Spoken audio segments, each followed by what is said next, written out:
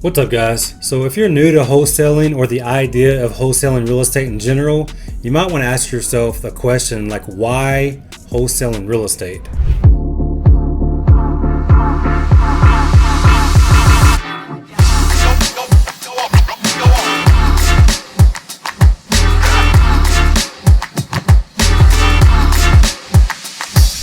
Hey, so what's up, guys? My name is Graylan Stewart. I'm a virtual wholesaler and entrepreneur.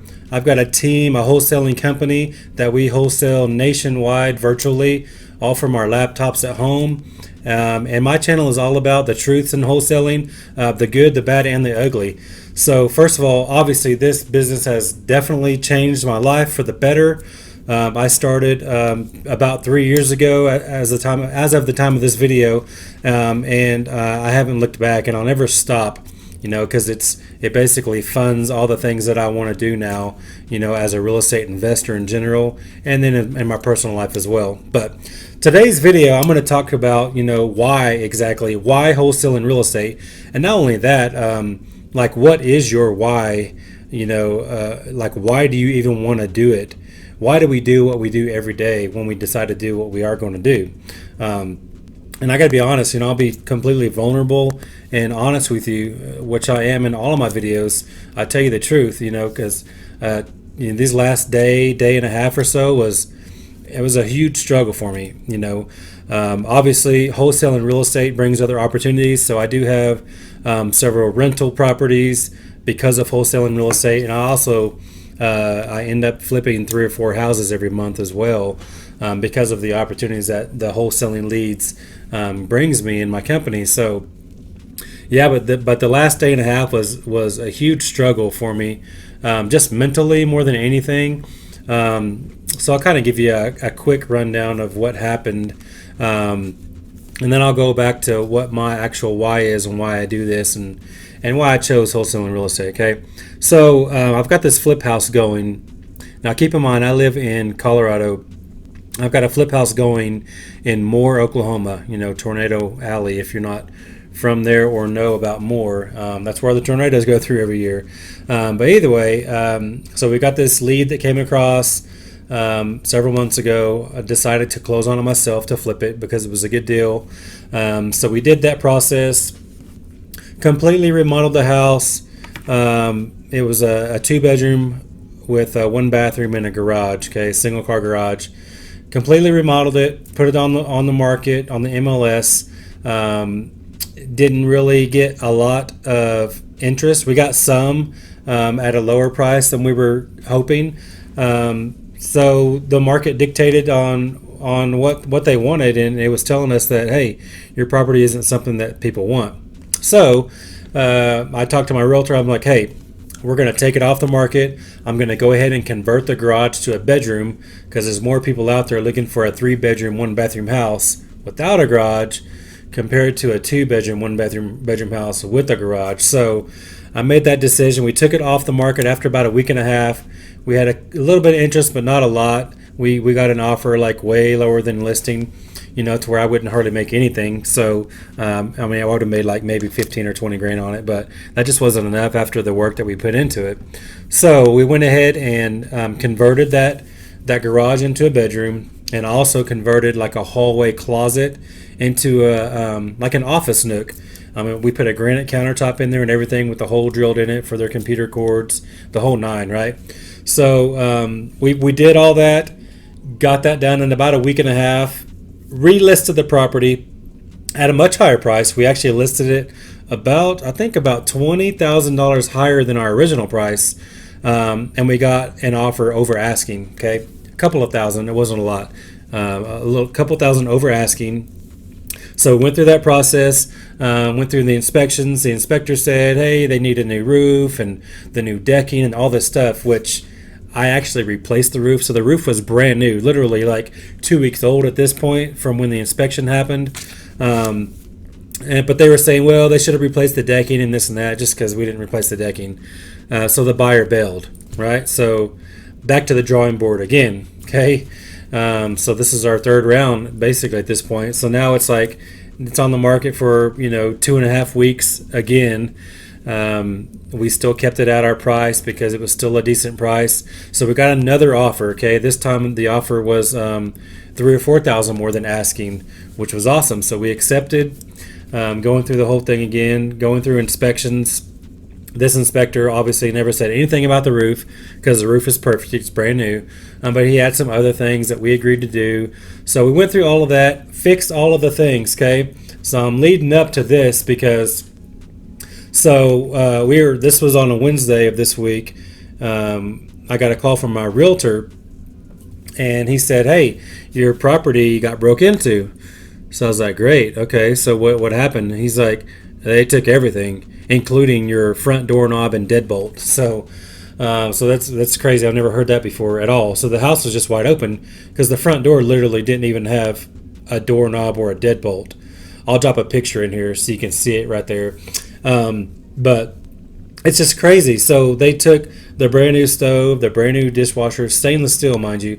It was a brand new 5-burner stove with a double oven, brand new dishwasher, the brand new garbage disposal. Even they took that out. They broke the kitchen window to get through, and then I had a custom built cabinet for the bathroom because it was a unique space where it needed a larger countertop than normal. So I had it custom built. So it would have 2 double sinks because there's only one bathroom, so I wanted to make it really nice. So it had double sinks, all that stuff, granite countertop, granite backsplash. Anyways, they took all of that out, the entire countertop, backsplash, cabinets, all of it, the sinks and everything, took all that out. Of course, they scuffed up the door and everything else, getting that out. And somehow when they went out the front door, I guess they must have lifted the cabinet vertical because it damaged part of the guttering and part of the roof as well. Anyways, so before they left, they actually took the front doorknob off and the deadbolt. So it's just a door with 2 holes in it. So it's crazy. So anyways, so Thursday, I was scrambling all day trying to figure out, I got to get contractors. So in the meantime, my main contractor that was working on this project is MIA. Like, his phone doesn't even ring. It says that he's not taking calls at this time, whatever that means. I don't know if his phone's dead or he lost it or what the case, but I tried to contact his girlfriend, contact him on Facebook, contact anybody I knew that might know him, and nothing. So I found some other guys. They're getting the job done. We got it almost done. But yeah, it's costing me a lot more because we're rushing. So the whole goal of this was to still keep our closing on Friday, okay?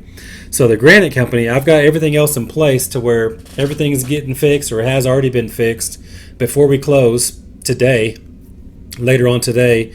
And only thing missing is the granite company can't install until 3 weeks from now. So I'm like, that's not going to work because the buyer will not close until everything is fixed and finished, So anyways, I talked the granite company into measuring. So they went ahead and measured it yesterday. And my guys are actually going to go pick it up from the granite company because they're going to go ahead and get it all finished for us. And we just have to pick it up and install it ourselves. So it's a solution, okay? So definitely cost me $4,000 or $5,000 extra dollars. And probably more than it should have because I'm trying to rush it so we can keep our closing because I don't want to push this out 3 weeks. I want to still close on time. So pretty much pulling off a miracle with these new guys I've never worked with, and I'm 800 miles away on top of it all, and my current contractor's ghosting me now is what it seems. I don't know. Hopefully there's a good explanation because he's working on another project for me that's a pretty big job. So hopefully that all turns out. But anyways, I say all that to say this. Wholesaling real estate is a struggle sometimes. It did afford me to be able to close on this house. We've put almost 40 grand into this property at this point, and I'm dropping another 5 on it now on top of it all. Not only will I get all the money back that I purchased the property for, but I'm also going to get all that money back that I put into remodeling and my $40,000 or $45,000 profit on top of all that. So a big payday is coming tomorrow, so I didn't want to wait 3 more weeks because I need that money to work in other places, right? So anyways, so my whole why in wholesaling real estate, when I got started, obviously I was searching for something better, probably like you are too. A need to do more with the skill set that I have. I've always been good at sales and marketing, and that's really all this business is, and that's really all any business is when you really think about it. Because without marketing, you have no sales. Without sales, you have no revenue. Obviously, with no revenue, you don't even have a business. So, in my opinion, pretty much every business is all based on sales and marketing. So, obviously, I got in this business to make a lot of money, but not just because of that.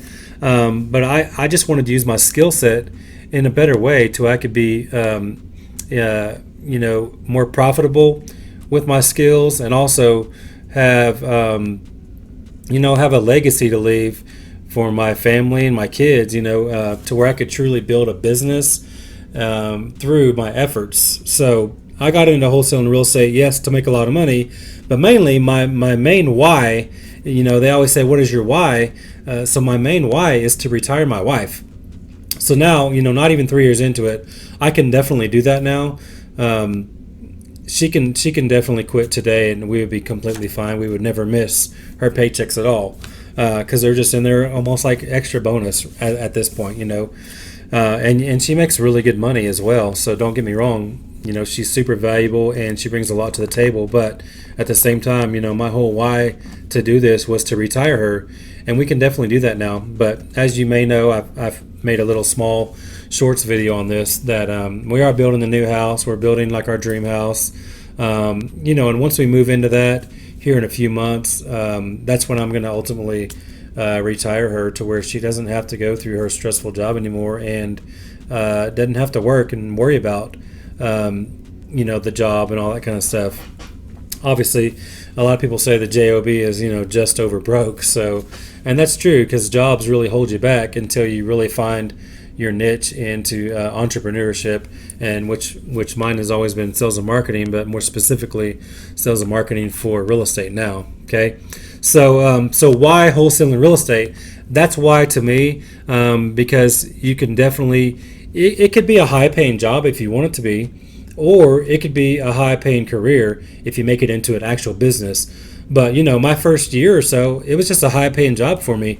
I was making 60, 70, 80, sometimes 100 grand a month my first year, but I was doing most of those positions on my own. Most of the whole business I was doing by myself. I was basically a solopreneur, so it was just a really high paying job is what it was. But now I've learned from other people, building these systems and processes, and all of that is in place now to where it's an actual business. Now I have people in place to do different duties, to where I can truly just run the business, and I kind of still do the marketing part of it. But now it's just a business. It's in a machine that we can just feed to scale up, as we get bigger. It's a lot easier when you have systems and processes in place. So why wholesaling real estate is because you can make a lot of money at it, but you can make life-changing money too, and legacy type wealth building money. And then that's just kind of the beginning of real estate. Opens up all these other opportunities. Obviously, wholesaling real estate can bring you the best deals, to where you can cherry pick on the ones that you want to keep as rentals, or if you want to do rent to own or whatever it is, you're keeping you're keeping those properties in one form or fashion. You're controlling them or whatever. But also, I can cherry pick the ones that I want to flip as well. I can obviously maybe make a good $30,000 on a wholesale, or maybe that's a smoke and flip where I can make 60 or 70 on it. And I've done that before. So that's what's cool about it. It gives you these opportunities, and then opportunities to get into maybe some more multifamily type stuff, or commercial deals, which I bought a church. I've done a video on that. So it just leads to other opportunities. So that's why I say wholesaling real estate is the best side hustle by far, because what else can you do to make 15 or 20 grand a pop, and put that on autopilot almost once you get going, to where those are just happening. We're having closings every single week. And that's when it really becomes powerful and really can start changing your life, to where you actually, because let's face it, when we get into any type of entrepreneurship, the ultimate goal is not really the money. You think it might be the money, but really it's the freedom that the money buys, right? Obviously, the money is a byproduct of that because it is great, but really it's the freedom that we're after. So now, I can enjoy things and do pretty much what I want. I know that my business will run without me. Because we have those systems, processes, and people in place to make it happen. So anyways, so that's why I say wholesaling real estate is the best side hustle, period. But definitely you have to have a why. Like, what is your why? It doesn't have to be something crazy. Most people's why has something to do with their family. And mine truly was because my wife, she works hard, and I love her for that. But I don't want her to keep working hard. She doesn't have to do that anymore. And that was ultimately my why, to retire her. And I'm to that point to where I can do that now. So we're going to make that happen by the end of 2021. So anyways, hopefully this was inspirational to you, maybe beneficial in some way, form, or fashion, I hope. I just try to drop truth to you guys because, it's not all peaches and cream or roses and rainbows, unicorn, whatever. There's good and bad in this business, and the last day and a half sucked bad for me, and I'm still not over it yet.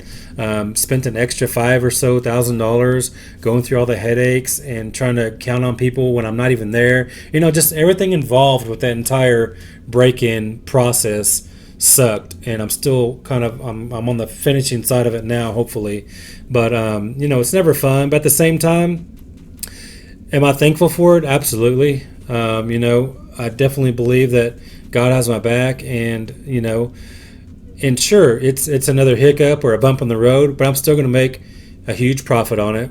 It didn't turn out exactly the way I wanted it to, because we have had some bumps in the road on this particular deal, and that's just the way it goes. That's part of the business, but I'm still thankful. Because without these bumps in the road, I wouldn't be getting a $40,000 or $50,000 payday. So, anyways, please like, comment, and share. Let me know your thoughts. I appreciate you watching, and I'll see you in the next video.